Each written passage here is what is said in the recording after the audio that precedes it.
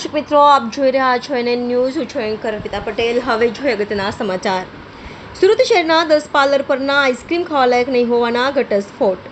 પાલિકાના ફૂડ વિભાગ દ્વારા લેવાયેલા નમૂનાનો રિપોર્ટ સામે આવ્યો. પાલિકા દ્વારા ગત દિવસોમાં સુરત શહેરમાં અલગ અલગ વિસ્તારોમાંથી 25થી વધુ આઈસ્ક્રીમ વિક્રેતાઓને ત્યાંથી 29 આઈસ્ક્રીમના નમૂના લેવામાં આવ્યા હતા, જેની ટેસ્ટિંગ લેબોરેટરીમાં કરવામાં આવી હતી. 29 પૈકી 10 નમૂના ફેલ સાબિત થયા હતા, જેમાં મિલ્ક ફેટની માત્રા 10%થી ઓછી હોવાની સાથે ટોટલ સોલિડની માત્રા પણ 36%થી ઓછી મળી.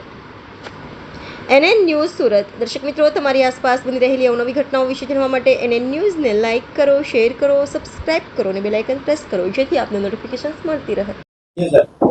Deputy commissioner health and hospital Shri અને આરોગ્ય અધિકારી શ્રીની સીધી માર્ગદર્શન અને સૂચના હેઠળ સુરત મહાનગરપાલિકાના અલગ અલગ ઝોનમાં આઈસ્ક્રીમનું વેચાણ કરતી તેમજ ઉત્પાદન કરતી સંસ્થાઓમાં ફૂડ વિભાગના ફૂડ સેફ્ટી ઓફિસરો દ્વારા નમૂના લેવાની તેમજ તપાસણીની કામગીરી કરવામાં આવી હતી.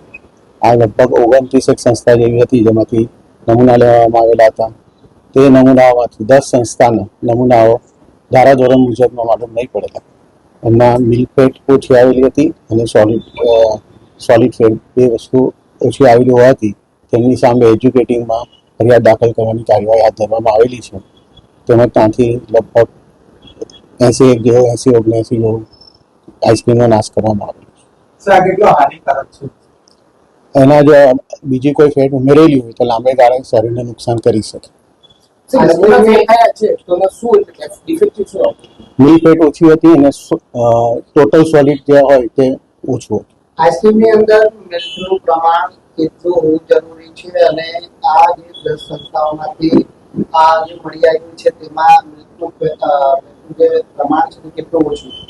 મિલ્ક ફેટ ઓછામાં ઓછી 10 હોવી જોઈએ, એનાથી પણ ઓછી આવેલી છે. એટલે નમૂનાઓ ધારાધોરણ મુજબ ન હોવાનું કહેવામાં. તેની કેટલી આડઅસર આવી પ્રકારે આઈસ્ક્રીમમાં લેવાની થઈ છે? એટલે અન્ય જો ફેટનો ઉમેરો હોય તો એમાં શારીરિક નુકસાન થઈ શકે. તો હવે લોકો પાસે જે ફેક છે એને કઈ રીતના પગલાં લેવાશે? એમની સામે એજ્યુકેટિંગમાં ફરિયાદ દાખલ કરવાની કાર્યવાહી હાથ ધરવામાં આવેલી છે. લાયસન્સ રખાઈ શકે? ના, હમણાં જે થાય તે એજ્યુકેટિંગ ઓફિસર શ્રીના ઓર્ડર મુજબ થશે.